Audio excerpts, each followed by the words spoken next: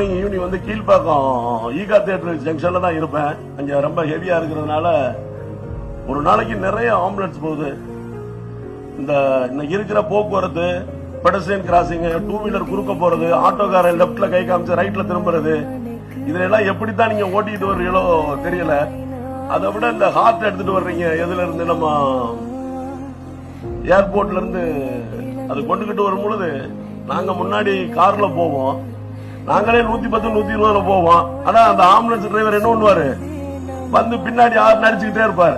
ரொம்ப சங்கடமா இருக்கு. இதுக்கு நான் சொல்றது, இதுக்கு மேல போக முடியாது, அதுக்கு மேல போனா நேரம் மேல தயா போகணும்.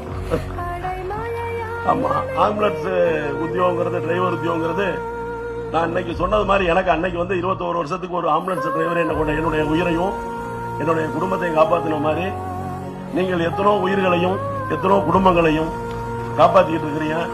அதை விட